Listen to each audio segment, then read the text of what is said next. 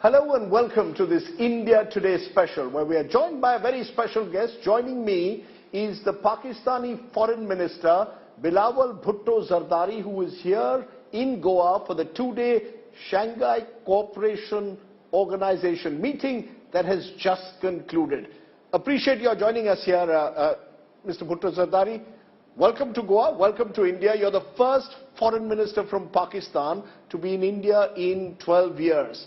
But it appears that your visit has not been able to break the ice between India and Pakistan. From what we gather, no conversation with our Minister, Dr. Jaishankar, unconfirmed reports of a handshake, and little progress made in breaking the ice. Am I right to say nothing has really been achieved by you being in India? First of all, thank you so much for having me, obviously here in Goa, but particularly on your show, India Today. I like the opportunity to speak through you to the Indian people.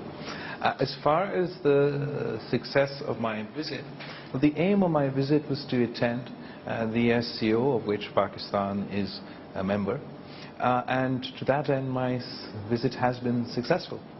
As far as Pakistan's position on bilateral relations with India or any meaningful engagement or dialogue with our Indian counterparts, our position remains unchanged, and that is that until India reviews the actions it took on August 5th, 2019, Pakistan is not in a position to engage bilaterally with India. So that's your unchanged position. Our position is equally firm. Terror and talks don't go together. And until Pakistan is seen to actively do enough to stop cross-border terrorism, to sponsor terror outfits like the Jaish and Lashkar, we can't talk with Pakistan. So it seems, therefore, that the two countries are in, as I said, a deep freeze. How do you respond to India's position? You cannot have terror and talks coexist. So as far as India's position is concerned, terrorism isn't anything new. It's an old challenge, and despite having to face this challenge, we have had on and off talks. So as far as being a consistent position, I don't quite know how consistent it is. As far as the issue of terrorism, Pakistan wants to deal with terrorism not because India says so or the Indian government said so, but because we want to end this menace. It has caused the largest number of casualties amongst any of the SCO nations present here today. Pakistan has suffered the most casualties. I myself stand here before you today, a victim of terrorism. So Pakistan and myself are wholly committed to combating this menace. As far as accusations are concerned, we are ready and willing to engage and address any concerns that India might have, but India will also have to address our concerns.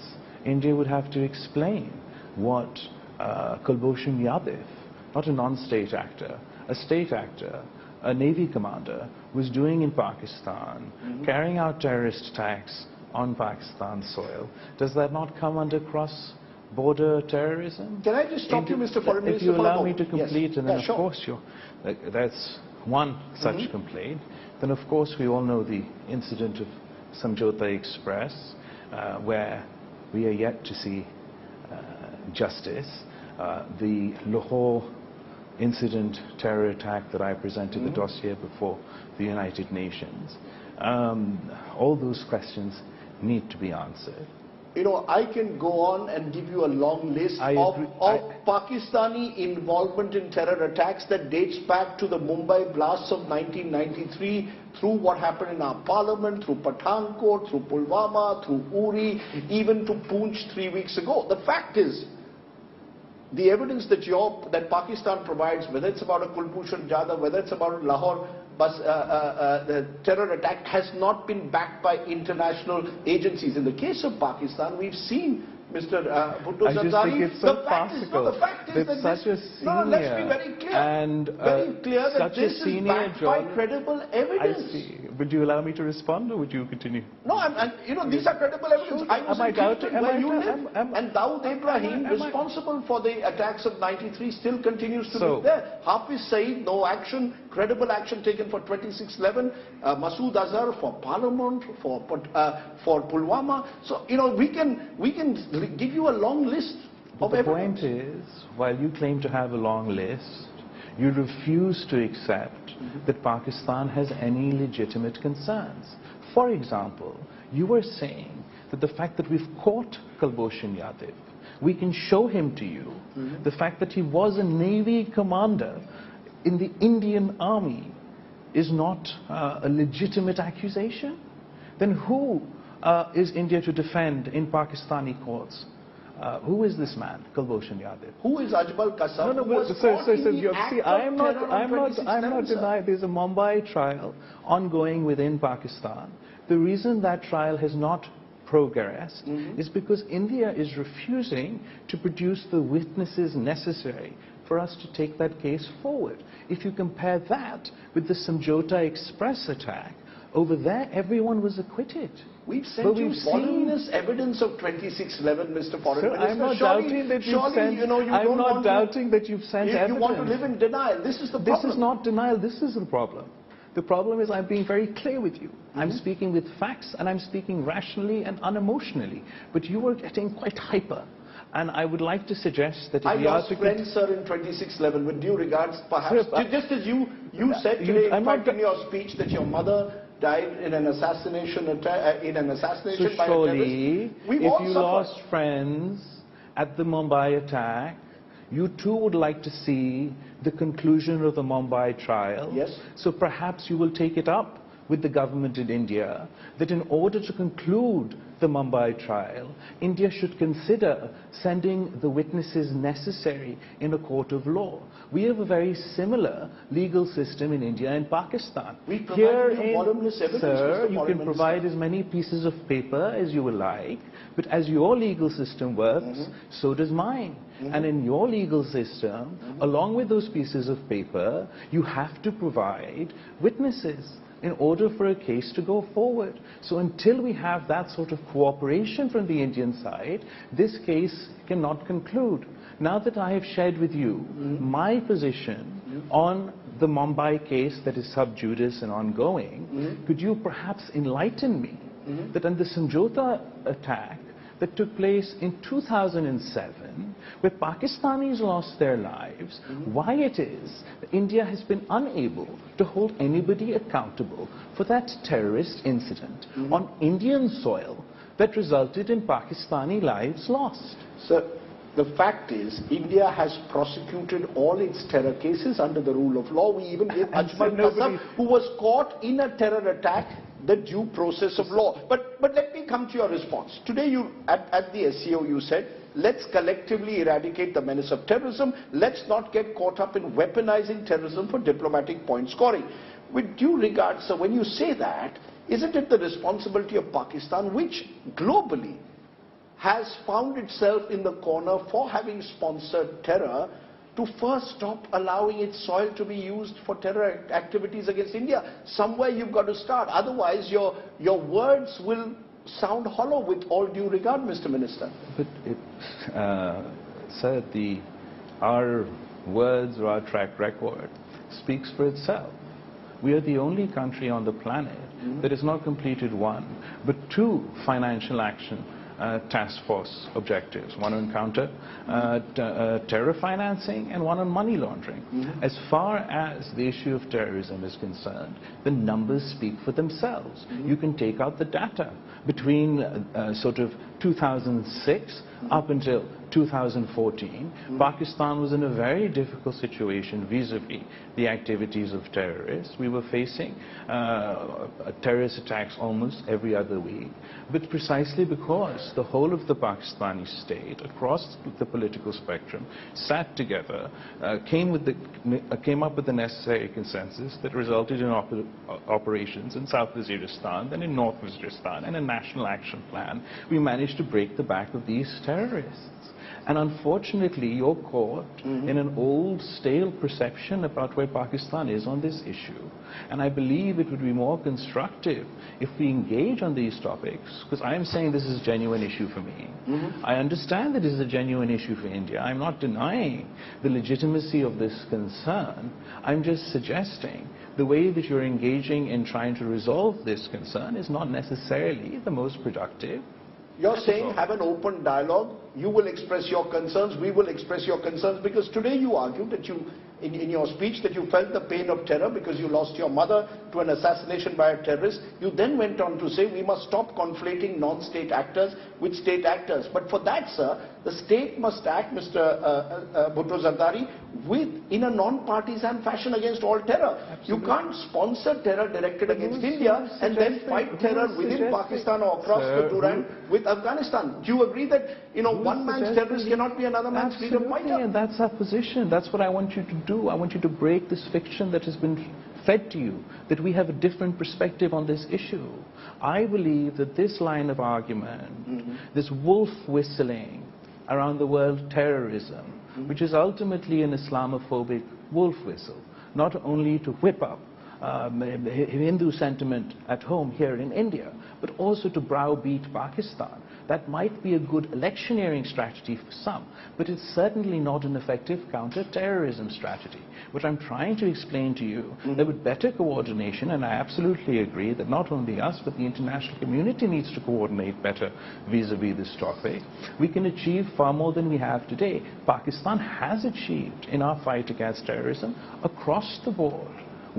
This doesn't serve our purpose, neither does it serve your purpose. Why do groups like the Jaish and Lashkar continue to operate from terror camps within Pakistan? Show the world credible action. I mentioned Dawood Ibrahim, sir, because the fact is he lives in Clifton, which is where you live, and the fact is he's lived there since 1993 when the Mumbai blast took place. Act against him, hand him over to India, and maybe that will be the kind of gesture that breaks this frozen peace.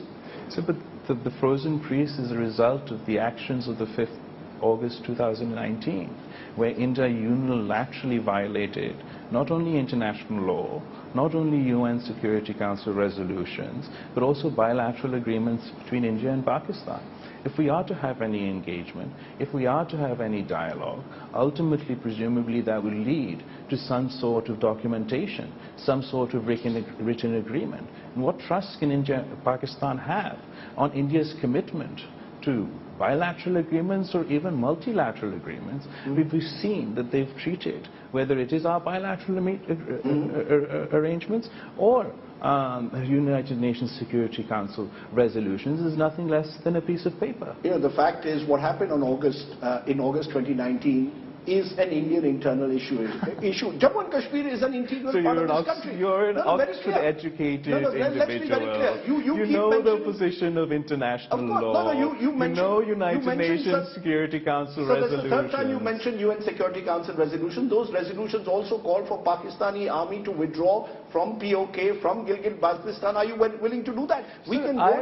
Obviously, when I say abide by the UN Security Council resolutions, that means I too am ready to abide by the Security Council resolutions. What we call Pakistan-occupied Kashmir? I too would be willing to abide by the United Nations Security Council resolutions. What I wonder is, what confuses me, is why the largest democracy in the world, a country where if the government, I'm not sure about the government, but the people value being a democracy. Why on earth would they be scared of a plebiscite or a referendum of the people of Kashmir deciding their own fate? Are you willing to, therefore, based on what you've just said, withdraw Pakistani army from POK, Gilgit-Baltistan, as per the UN resolution? Because that is also part of the UN resolutions, right at the very top. I'm not denying, I'm unlike you. I'm not choosing to read only one line of the United Nations Security Council resolution, but see it in its entirety. I'm not suggesting unilateral action by Pakistan. Unilateral action is what you did on August 5th, 2019 in Kashmir. Unilateral action, violation of our bilateral agreements and international agreements. Mr. Bhutto, the fact is, and this brief conversation already so far has revealed the huge trust deficit that exists. No, there's a fact deficit. Just a minute, sir. Prime Minister There's Modi... a fact deficit. No, Prime Minister Information Modi... deficit. Right, Prime Minister Modi came to power in 2014. The first act Came was... to where? Came to power in India in 2014, the Prime Minister invited Nawaz Sharif to his swearing in. Mr. Sharif came. He was then in Pakistan, came impromptu, met Mr. Sharif in December 2015. What happens a few weeks later? Pathankot, a terror attack. How do you build trust when we've seen it happen with the Lahore Bus Yatra, was followed by Kargil? There is no trust because Pakistan has not done enough to ensure trust. Tali do haath se bachti hai. Sir, tali exactly do haath se bachti hai. तो अगर आप कह रहे हो हुकूमत भारत का हुकूमत शर्म शेख में मानता है कि हम भारत बलूचिस्तान में इन्वॉल्व हैं, पाकिस्तान के खिलाफ के फोर्सेस को सपोर्ट कर रहे हैं बलूचिस्तान, फिर उसके बाद Pakistan, India didn't admit that at Sharm el-Sheikh. Again another history lesson, that's a separate topic. And then उसके बाद उसके सपूत के तौर पे हम एक कुलभूषण यादव, एक इंडियन सिटीजन जो इंडिया का नेवी कमांडर है, वो पाकिस्तान में पकड़ा जाता है, तो क्या this is a state actor? Do you not see a difference between a state actor and a non-state actor? No, I don't see the difference when the non-state actors are actively sponsored by the state actors. Why would state actors sponsor non-state actors to cause the largest number of casualties in our own country? Because they do it when it is directed against India. You act against terror when it involves your own citizens, but not when it involves Indians. I think that is true for you, which is not true for us. You know, your own belligerent comments in a way at times on Prime Minister Modi, Mr. Foreign Minister, have also not helped. It seems that when it comes to Mr. Modi specifically and India in general, Pakistan leaders want to cater to your own domestic gallery. You've made the kind of comments that make it almost difficult, if not impossible, to see how this trust deficit is bridged.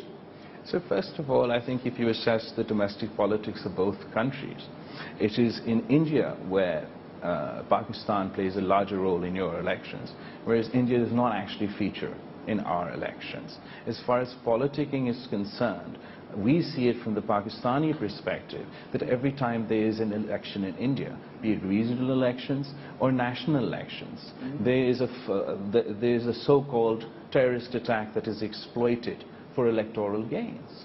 We have no problem with any individual, and our words never intended to cause any effect.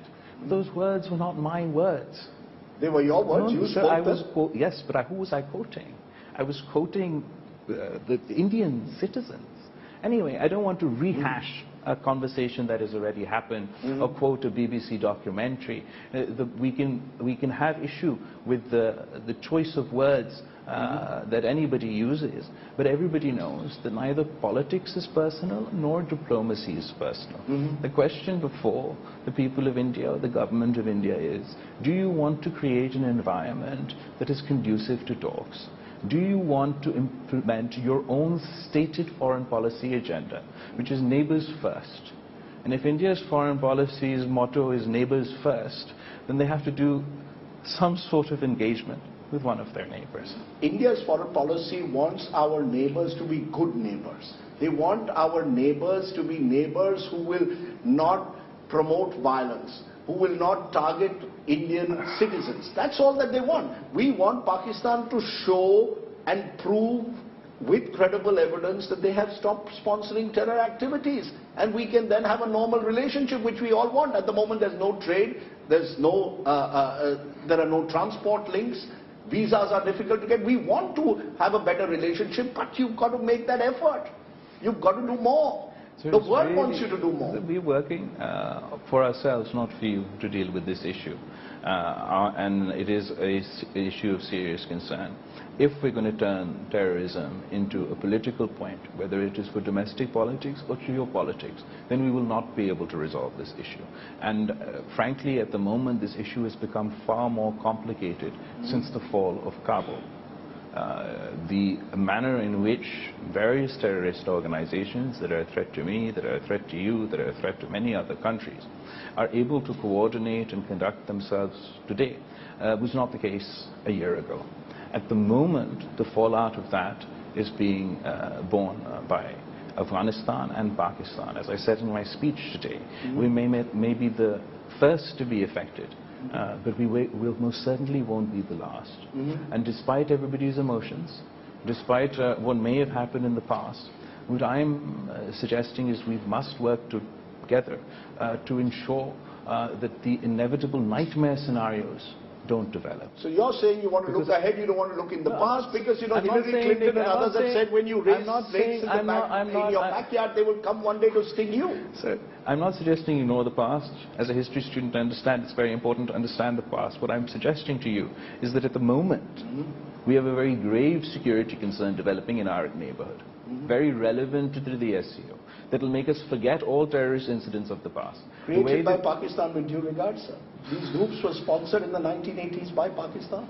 These groups, some groups, not all groups, were sponsored by the United States, not by Pakistan, not by the people of Pakistan. It was a dictator's policy, but obviously facts don't matter to you. What I'm trying to suggest is that we have had issues in the past. They've caused concern for Pakistan. Facts matter to me, sir, with due regard. I'm sure. They may also, they matter to India, they matter to Pakistan. What I'm trying to convey to you is, given the fall of Kabul, there is a potential for a significant increase in terrorist activity. It requires coordination regionally, internationally. And unfortunately, what we see today is a hyper-partisan, hyper-polarized international relations geopolitical environment, where it's not easy to find that common ground. And what my proposal was today... Sir, created by, in a way, I repeat, Pakistan. You talked today, lament about the fall of Kabul. The groups, the Taliban-linked groups were all sponsored by the ISI network. Why you know, let's not kid us, let's not live in denial. It's very easy and it's very unfortunate, because when hate drives the entire conversation, when someone's taught that just because you're a Pakistani, everything you do is wrong, or just because you are a Muslim, everything you do is wrong, or you are at fault for everything, it's very easy to stop critical minds from thinking.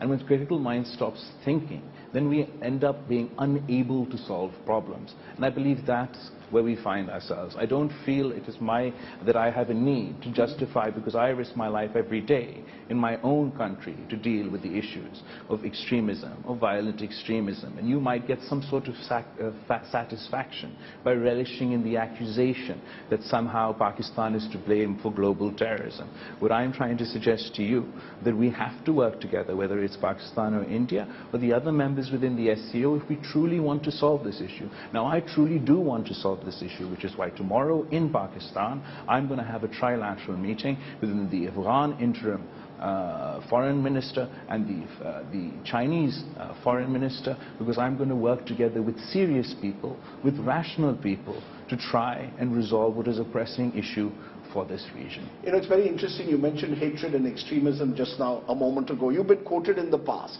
of saying you're very worried about the condition of Muslims in India, that Hindutva is leading to the persecution of Muslims, was a quote that you made. I can turn around very easily and say, what about the condition of Hindus, of Sikhs, of Christians, of Ahmadiyas? We've had Shias being killed only yesterday by Sunnis in your country. I mean, I can give you a long list of forcible conversions, of temples being targeted. I mean, Mr. Foreign Minister, surely the condition of minorities in your own country should worry you far more.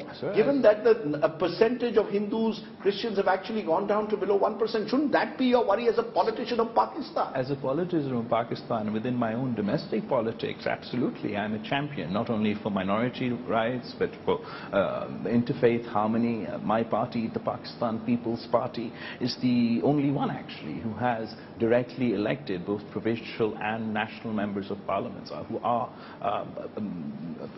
from our Hindu minority. And unfortunately, the state of Indian politics today is such that neither in your upper house nor in your lower house is there a single Muslim member of the BJP. And I think that that speaks volumes for the country, who has the largest Muslim minority on the planet living within its borders. My concern is not isolated to India or to Pakistan, actually. I believe this is a phenomenon we're seeing the world over. So the population of Muslims, ironically, in India has grown in recent times, while in Pakistan the population of Hindus has declined, because there is forcible conversion, there have been attacks on temples. I can give you the long list. If you are saying you and your party is committed to interfaith harmony, you must ensure that this doesn't happen. You come from Sindh, you must ensure it doesn't happen. I mean, that, you see, again, it's the proof of the pudding, sir, lies in the eating. So evil exists everywhere in the world. The question is, how do you respond to it? In my province or in my country, if such an incident takes place, I will be on the side of the victim. I will try, and the life is unfair, our institutions and system is unfair. There are times where I will not be successful. But my attempt will be, my want will be, my niyat will be that I would want to try and resolve an issue in an amicable way for the victim of the situation. Can you give us that assurance? I do it every day if you just Googled or looked. But the point is, can you say the same for what happened in Gujarat? Was the government at the time actively involved in trying to save lives, or was it trying to do something else? And I think that's the fundamental difference. It's not like there's no hate. In America, it doesn't say... Sir, I haven't finished my comment, and I understand that you're emotional. So I'm trying to suggest that hate has no borders. You have hate incidences and with increasing frequency all over the world, but they happen in Pakistan, they happen in India, they happen in Europe, they happen in America. The difference is how we would like to see responsible states react to that. And the India that I was taught about growing up, the India that my mother raised me explaining how this India was like, I was told that India was a secular democracy. And I, growing up now as a young adult, see a very different India. If I comment on that from time to time, I don't mean that as a personal slight to anyone. I don't mean that as in order to be offensive to anyone. And it doesn't mean that I'm not cognizant of the challenges within my country. In fact, I actively attempt, whether it's through legislation or pushing the police or provincial authorities, to try and address such issues. Let me assure you, we have a strong civil society. And we have a robust Supreme Court that does address all the concerns that you have. We can have differing perspectives of it, but that's my perspective. Can I ask you, in the case of the gang rape of Muslim women in Gujarat during the 2002 riots, who were recently pardoned by your government, what sort of message do you think that sends to the Muslims everywhere? May I also tell you, sir, that there are a number of Indian citizens who've gone to the Supreme Court and demanded that the individuals who spent 15 years and more in jail, they continue to remain in jail for life. So we have a robust civil society. I'm as do we in Pakistan. But what I'm suggesting to you, that if I had even, and I would never even think of, this would never even cross my mind, but in the context of such sort of religiously sectarian, whatever you want to call it, polarized dispute within my own country, if I had given a pardon like this, you would not let me forget it. You would not be defending me by saying that, oh, but some citizens took me to court. You would say it is wrong, and it is wrong if it happens in India, and it would be wrong if it happens in Pakistan. I'm very clear that the rule of law must apply universally. Human rights are universal. We agree on that. But you continue, Mr. Minister, to harp on Kashmir. Is there a realization somewhere that this obsession with Kashmir over the decades has cost Pakistan economically and, dare I say, politically and diplomatically? That every time I will tell you terror and talks don't go together, you will refer to August 2019. That's not what I always do you agree that this obsession has to end? 2019 has only been a fact since 2019. No, but do you agree that the obsession has to end? That the obsession has to end for Pakistan to actually... I don't have an obsession, but this is a commitment that you made, that India has made to the people of Kashmir. It's a commitment that we've jointly made. And what I don't understand is, as a confident country, as a country that is proud of its success, that is proud of its democracy, what is the harm to India in abiding by the same UN Security Council resolutions that are a result of their Prime Minister going to the United Nations? What is the harm in having a plebiscite? As I said, the plebiscite will also turn into POK, I am happy to, I'll lead the campaign in Gilgit-Baltistan. Aap jaake Srinagar se campaign lead kare, magar referendum to hold kar le. Okay. Rai shumari ho jaye. Baat khatam ho jayega. Okay, but आपके लिए, मेरे लिए, and सबसे भरकर जो कश्मीर के अवाम के लिए, because it's not मेरा obsession, it's उनका obsession, and वो generation after generation एक ही मुतालबा कर रहा है, और मेरा और उनका एक ही मुतालबा है कि रायशुमारी करके दिखाए. You know, post 2019, actually, what we are seeing in Kashmir is certainly investments. We're seeing tourism. We're seeing a new Kashmir. So, you know, we can have again differing perspectives. I agree with you that you are seeing a new Kashmir. Okay. But this new Kashmir is a violation of everything that India stands for. It is a blatant attempt to turn Muslims into a minority within their own land.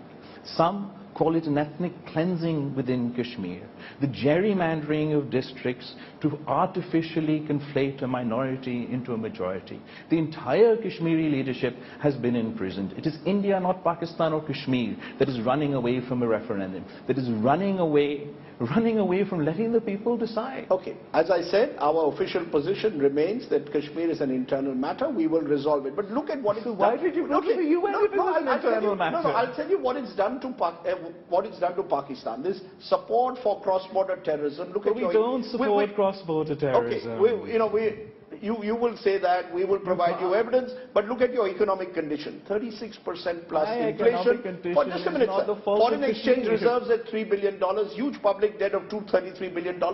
You're a country that at this moment perhaps first needs to focus domestically on the crisis that you have. You can't even look at these external realities. Do you appreciate the nature of the crisis you're facing, sir? Absolutely. But does that mean I should ignore the injustice that is happening in Kashmir? Just because I too am facing my own problems, I'm willing to face my own problems as well. I believe my problems have nothing to do, and I have no fault with the people of Kashmir. And while we are facing difficult times, these are temporary difficult times, and I'm sure that we will rise again.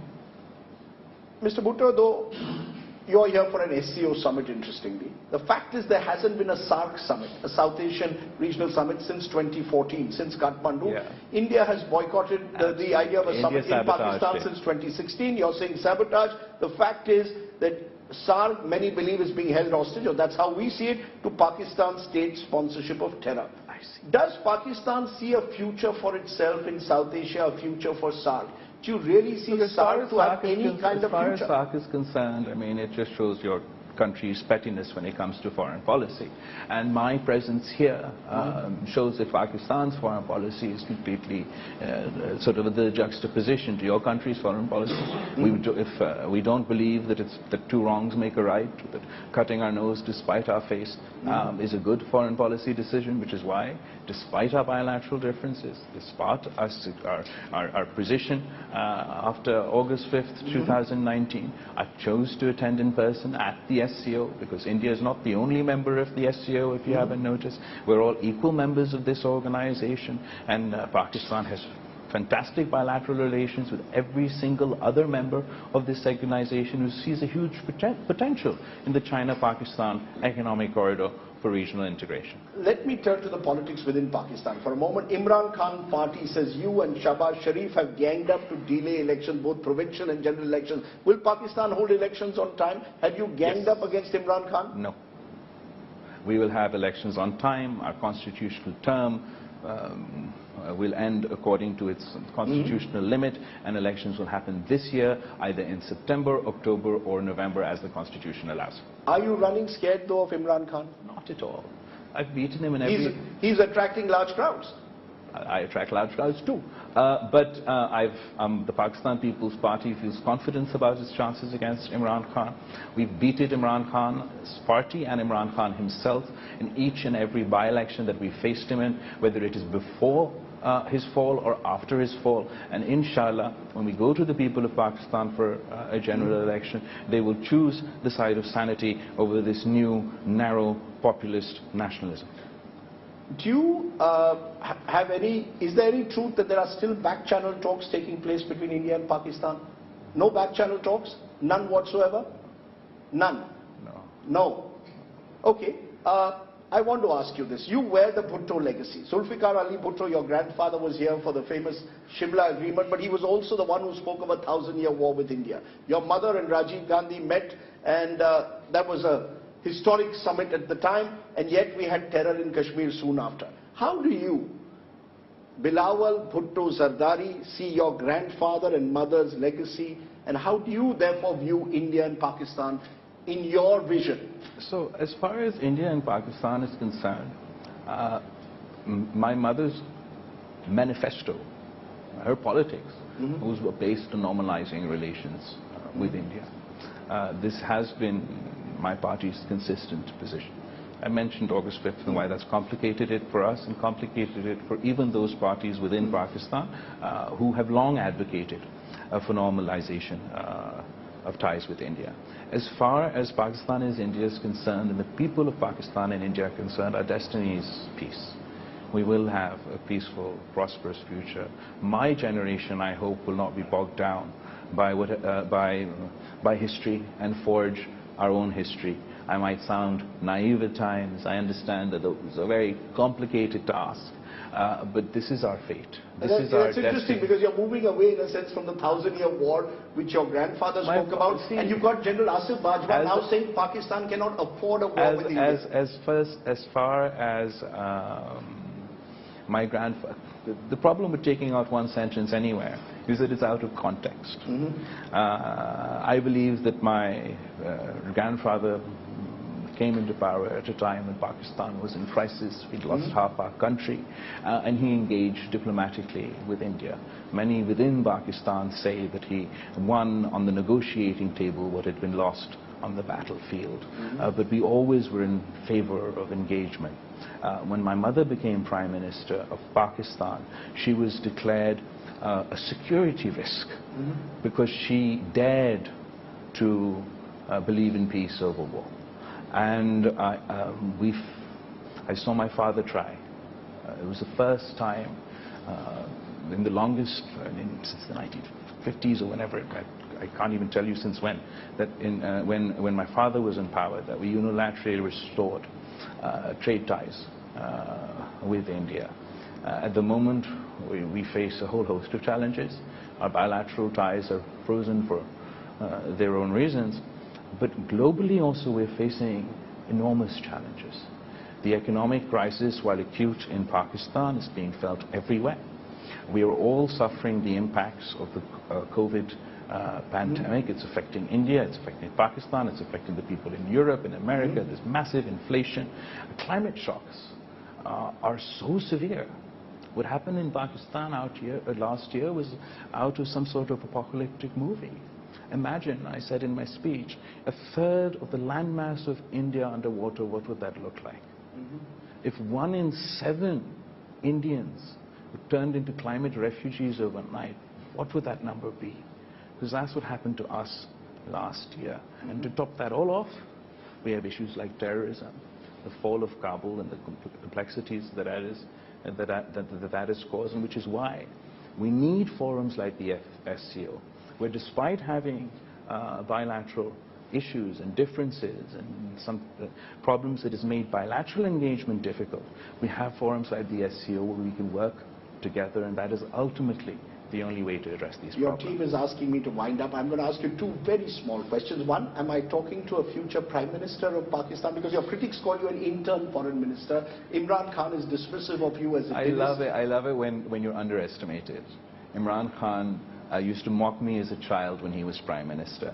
But then I came up with the no-confidence strategy that ultimately led him to being walked out of office. So I relish in the idea that my opponents underestimate me because they think I'm inexperienced. It is as a result of that underestimation that I have managed to outperform, both politically, and I don't like to say so myself, but I'd like to think that impartial observers would agree, also diplomatically in my short year as Pakistan's foreign minister. We'll see that in the general election, Mr. Foreign Minister, but I must ask you in conclusion, did you have a handshake with Dr. Jaishankar or not? In all our unofficial engagements, we always shake hands when we meet. So you shook hands? Of course. And we had a dinner conversation amongst a whole host of other foreign ministers, as one does at these sorts of events. We didn't hold a bilateral engagement. We'll wait and see where, therefore, that handshake goes in the future.